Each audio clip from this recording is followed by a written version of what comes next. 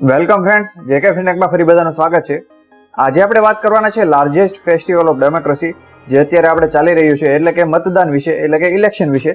અત્યારે આપણા દેશમાં 7 ફેઝમાં મતદાન થવાનું છે, જે 19 એપ્રિલથી ચાલુ થઈ ગયું છે અને 1 જૂન સુધી ચાલવાનું છે, જેનું રિઝલ્ટ આપણને 4 જૂને જાણવા મળશે। આપણા દેશમાં લોકસભાની ટોટલ 543 સીટ છે, જે 28 રાજ્ય અને 8 યુનિયન ટેરેટરીમાં વહેંચાયેલી છે અને આ 543 સીટોને જીતવા માટે આ સીટો ઉપર 2798 પોલિટિકલ પાર્ટીઓએ પોતાના ઉમેદવારો ઉભા રાખેલા છે અને આ આખી ચૂંટણી પ્રક્રિયા દરમિયાન 10 લાખ જેટલા પોલિંગ સ્ટેશનને ઉભા કરવામાં આવશે અને આ 10 લાખ પોલિંગ સ્ટેશનમાં 55 લાખ જેટલા ઈવીએમ અને વીવીપેટ મશીન પણ મૂકવામાં આવવાના છે અને આ બધું મેનેજ કરવા માટે લગભગ 1.5 કરોડ જેટલો સ્ટાફ જોઈશે, જેમાં બીએસએફના જવાનો પણ આવી જાય છે, પોલીસના જવાનો પણ આવી જાય છે અને પોલિંગ સ્ટેશનમાં આપણને જોવા મળે છે તે બધા વ્યક્તિઓથી લગભગ 1.5 કરોડ જેટલા સ્ટાફ પણ આમાં એન્ગેજ થયેલો છે અને ટોટલ વોટર આપણે દેશમાં 96 કરોડ 80 લાખ છે, જેમાંથી 1 કરોડ 80 લાખ તો એવા વોટર છે જે પહેલી વખત જ મતદાન કરવાના છે। મતદાનના દિવસે આપણે પોલિંગ સ્ટેશનની બહાર હજારોની લાઈન જોવા મળે છે।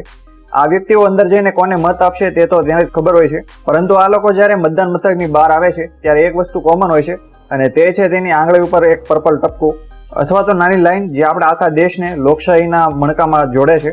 આંગળી ઉપર આપણને જે આ નિશાન જોવા મળે છે તે આપણા દેશમાં લોકશાહીનું એક પ્રતીક બની ગયું છે, જે લગભગ 2 થી 3 વીક સુધી આપણી આંગળી ઉપરથી જતું નથી। આંગળીમાં જ્યારે નવા કોષોનું સર્જન થાય છે ત્યારે જ તે જાય છે। આથી બોગસ ને જે ફ્રોડ વોટિંગ થતું હોય છે તેને રોકે છે। આપણને જે આ ઇંક લગાવવામાં આવે છે તે સિલ્વર નાઇટ્રેટ નામનું એક કેમિકલ હોય છે, જેનું ઉત્પાદન Mysore paints and varnish limited નામની જે કંપની છે જે મૈસૂરમાં આવેલી છે તેના દ્વારા કરવામાં આવે છે અને 1962 થી ઇલેક્શન કમિશન ઓફ ઇન્ડિયાને તે પ્રોવાઈડ કરે છે અને આ વખતની લોકસભાની ચૂંટણી માટે ઇલેક્શન કમિશન ઓફ ઇન્ડિયાએ 26,55,000 જેટલી બોટલનું તેને ઓર્ડર પણ આપી દીધો છે। એક બોટલની કિંમત હોય છે 174 રૂપિયા અને એક 10 ml ની બોટલમાંથી 700 વોટરને ચૂંટણીનું નિશાન કરી શકાય છે। રનિંગ દિવસો દરમિયાન પણ આ કંપની દ્વારા અલગ અલગ કેમિકલનું ઉત્પાદન કરવામાં આવે છે, પરંતુ જ્યારે ચૂંટણી હોય છે ત્યારે આ ઇંકને કારણે કંપનીનો નફો $7 મિલિયન જેટલો વધી જતો હોય છે।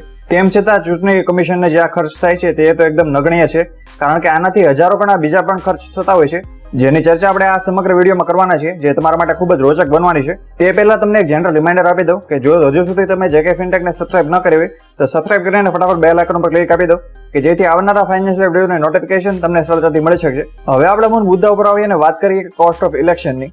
આપણા દેશમાં અત્યારે જે ચૂંટણી થવાની છે તે દુનિયાની સૌથી મોંઘી ચૂંટણી બનવાની છે, કારણ કે આ ચૂંટણીની એસ્ટિમેટેડ કોસ્ટ 120 લાખ કરોડ છે, જે ન ભૂતો ન ભવિષ્યથી છે અને આમાંથી ઈસીઆઈ દ્વારા તો 20% ચૂકવણી કરવાની છે, જે ઇલેક્ટોરલ કોસ્ટ તરીકે ઓળખાય છે અને બાકીનો 80% ખર્ચ પોલિટિકલ પાર્ટી દ્વારા ખર્ચાવાનો છે, જેમાં પાર્ટીઓ દ્વારા જે કેમ્પેનિંગ થતું હોય છે અથવા તો જે મર્ચેન્ડાઇઝનું વિતરણ થતું હોય છે અથવા તો ટ્રાવેલિંગ અને ફૂડ પાછળ જે ખર્ચો થતો હોય છે તે બધાનો સમાવેશ થાય છે। આ બધાની આપણે ડિટેલમાં ચર્ચા કરીએ, જેમાં સૌથી પહેલા આવે છે કેમ્પેનિંગ અને મર્ચેન્ડાઇઝ। આપણે વિડીયોની શરૂઆતમાં જ વાત કરી કે આપણા દેશમાં ઇલેક્શનને ફેસ્ટિવલ તરીકે ઉજવવામાં આવે છે। આથી બધી પોલિટિકલ પાર્ટીઓ અને તેના ઉમેદવારો દ્વારા મતદારોનું ધ્યાન ખેંચવા માટે અલગ અલગ ઇવેન્ટ્સનું આયોજન કરવામાં આવે છે અને આ બધી ઇવેન્ટ દરમિયાન ફ્રી ઓફ કોસ્ટ બધાને મર્ચેન્ડાઇઝ પણ આપવામાં આવે છે, જેમાં સૌથી કોમન મર્ચેન્ડાઇઝ છે પાર્ટીના બેઝ, જેને મોટાભાગે પાર્ટીના જે કાર્યકર્તાઓ હોય છે તેની વચ્ચે વિતરિત કરવામાં આવે છે। ત્યાર પછી છે ટી શર્ટ, જે 80 થી 100 રૂપિયાની કિંમતનું પાર્ટી બનાવે છે અને પોતાના કાર્યકર્તાઓ અને મતદારો વચ્ચે તેની વહેંચણી કરે છે। ત્યાર પછી ત્રીજા નંબર ઉપર આવે છે પાર્ટીના લોગોવાળા ખેસ છે અથવા તો સ્કાર્ફ છે। આ બધાનું ઉત્પાદન પણ આ ચૂંટણીઓ દરમિયાન ખૂબ વધી જતું હોય છે અને જે ટેક્સટાઇલના જે મિલો હોય છે તે જે બીજી વસ્તુનું ઉત્પાદન કરતી હોય છે તે ઇલેક્શન દરમિયાન પાર્ટીના લોગોવાળી વસ્તુનું ઉત્પાદન કરવાનું ચાલુ કરી દેતી હોય છે અને હવે તો બધી પોલિટિકલ પાર્ટીઓ પણ ક્રિએટિવ બનવાનું ચાલુ કરી દીધું છે અને તે ડેઇલી યુઝવાળી વસ્તુઓ પણ હવે વિતરિત કરે છે, જેમ કે ઘડિયાળ છે અથવા તો કિચન છે। આવી તો અનેક વસ્તુઓ હોય છે જેની પાછળ આ પાર્ટીઓ સહેજે 50 અબજ કરતાં પણ વધારેનો ખર્ચ કરી નાખતી હોય છે, જે 2014ની ચૂંટણી કરતાં લગભગ 30% જેટલું વધારે છે। પાર્ટીઓ દ્વારા જે આટલો મોટો ખર્ચ કરવામાં આવે છે તેનું હકારાત્મક પાસું પણ એક છે, કારણ કે આટલા મોટા ખર્ચ પાછળ જે ઉત્પાદન કરવામાં આવે છે તેને કારણે 1 કરોડ કરતાં પણ વધારે નોકરીઓનું સર્જન પણ થાય છે। આપણો દેશ વસ્તી અને વિસ્તાર એમ બંને દૃષ્ટિએ ખૂબ વિશાળ દેશ છે।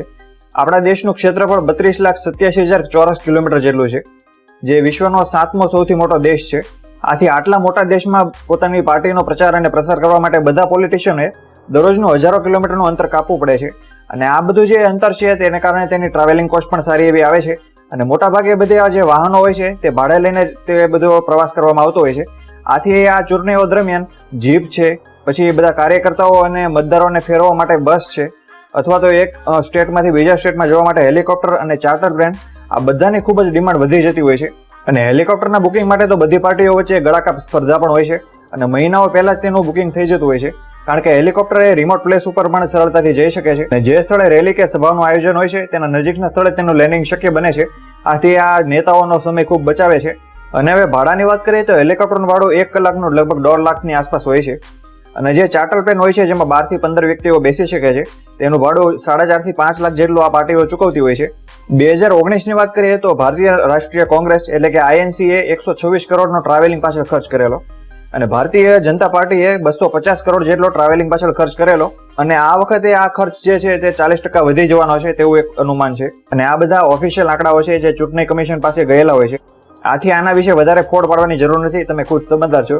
હવે ત્યાર પછી પાર્ટીઓ દ્વારા ફૂડ પાછળ પણ સારો એવો ખર્ચ કરવામાં આવે છે, કારણ કે પાર્ટીઓ દ્વારા રોજ રાત્રે જે મિજબાનીઓ આપવામાં આવે છે તેના કારણે કાર્યકર્તાઓ અને વોટરનો ઇન્ટરેસ્ટ આ પાર્ટીમાં બન્યો રહે છે. આથી રેલીઓમાં અને પાર્ટીની જે એક્ટિવિટી હોય છે તેમાં સક્રિયતાથી બધા ભાગ ભજવતા હોય છે. અને ભારતમાં જે નાસ્તાઓ રાખવામાં આવે છે ચૂંટણીઓ દરમિયાન તે સ્ટેટ વાઇઝ અલગ અલગ હોય છે. આપણે ગુજરાતમાં ભજીયા ફેમસ છે, આથી ભજીયા વધારે રાખવામાં આવે છે. ત્યાર પછી મહારાષ્ટ્ર જેવા રાજ્યોમાં વડાપાઉં છે, અથવા તો ઉત્તરના જે રાજ્યો હોય છે તેમાં સમોસા અને કચોરી છે, પૌવા છે, અથવા તો જે રાજ્યોમાં વધારે નોનવેજ ખાવામાં આવતું હોય ત્યાંમાં ચિકન બિરયાની છે. આમ જેવા મતદારો તેવું ફૂડ એ ધોરણે બધી પાર્ટીઓ દ્વારા લખલૂટ ખર્ચ કરવામાં આવે છે અને મતદારોને રીઝવવા માટેનો પ્રયત્ન કરવામાં આવે છે. પરંતુ હવે તો બધા મતદારો પણ ખૂબ પ્રેક્ટિકલ થઈ ગયા છે, કેમ કે બધી પાર્ટી ઓફિસોમાં જઈને તે નાસ્તો કરી આવે છે અને કોને મત આપવો તે તો પહેલેથી નક્કી જ હોય છે. અહીંયા પોલિટિકલ પાર્ટી દ્વારા જે ખર્ચ કરવામાં આવે છે તેમાં બ્લેક મનીને પ્રોત્સાહન મળે છે. આથી ચૂંટણી કમિશન દ્વારા દરેક વસ્તુને ભાવ નક્કી કરવામાં આવેલો છે, જેમ કે એક ટીનો 15 રૂપિયા, સમોસાના 15 રૂપિયા, આ બિરયાની છે તેના 150 થી 180 રૂપિયા. આથી આ ભાવ પ્રમાણે જ તેને ખર્ચ કરવો પડે છે, કારણ કે બધા ઉમેદવારો પોતાનો ખર્ચ ઘટાડવા માટે આમાં ઓછો રેટ બતાવે છે. કારણ કે ઇલેક્શન કમિશન એક ઉમેદવાર પોતાના ચૂંટણી પ્રચાર દરમિયાન કેટલો ખર્ચ કરી શકે તેની એક લિમિટ બનાવવામાં આવેલી છે, જે આ વખતે 95 લાખ છે. આથી પોતાની 95 લાખની લિમિટમાં જ તે ચૂંટણી પ્રચાર પાછળ ખર્ચ કરી શકે છે. ત્યાર પછી ચૂંટણીઓ દરમિયાન ફૂલોનો પણ ભરપૂર ઉપયોગ કરવામાં આવે છે અને ફૂલોનું જે માર્કેટ છે આપણા ઇન્ડિયા લેવલે તેમાં વેચાણ 20% જેટલું વધી જતું હોય છે, કારણ કે મોટા નેતાઓ દ્વારા જ્યારે રોડ શો અને રેલીઓ કાઢવામાં આવે છે ત્યારે તેની ગાડી શણગારવા માટે, તેની ઉપર ફૂલોની વર્ષા કરવા માટે અને આ નેતાઓ જ્યારે સ્ટેજ ઉપર પહોંચે છે ત્યારે તેના સ્થાનિક કાર્યકર્તાઓ દ્વારા 15,000 થી લઈને 50,000 સુધીના જે હારો હોય છે તેને પહેરાવવામાં આવે છે. આમ આવા તો અનેક પ્રકારના ખર્ચો દ્વારા બધી પોલિટિકલ પાર્ટીઓ પોતાના મતદારોને રીઝવવા માટે સતત મથતી હોય છે અને આને કારણે ભારતીય ઇકોનોમીને ખૂબ સારી અસર પણ થાય છે. માર્કેટમાં ઘણા બધા કેશ ફ્લો આવે છે જે કરોડો નોકરીઓનું સર્જન પણ કરે છે. હું આશા રાખું છું કે આજના વિડીયોમાંથી તમને ઘણું બધું નવું જાણવા મળ્યું હશે. આથી આ વિડીયો તમારા સુધી નહીં રાખીને તમારા મિત્રો અને સ્વજનો વચ્ચે વધારેમાં વધારે શેર કરો કે જેથી તેઓ પણ ઇલેક્શન ઇકોનોમી વિશે જાણી શકે, જે આ વિડીયોનો એકમાત્ર ઉદ્દેશ રહ્યો છે. જો હજુ સુધી તમે JK ફિનટેકને સબસ્ક્રાઇબ ન કર્યું તો સબસ્ક્રાઇબ કરીને ફટાફટ બેલ આઇકોન પર ક્લિક આપી દો કે જેથી નવા વિડીયોનું નોટિફિકેશન તમને સરળતાથી મળી શકશે. હવે મળશું એક નવા વિડીયો સાથે, નવા ફાઇનાન્શિયલ ટોપિક સાથે. ત્યાં સુધી બધાને have a good day, have a prosperous day. Thanks for watching. જય હિન્દ, જય શ્રી કૃષ્ણ.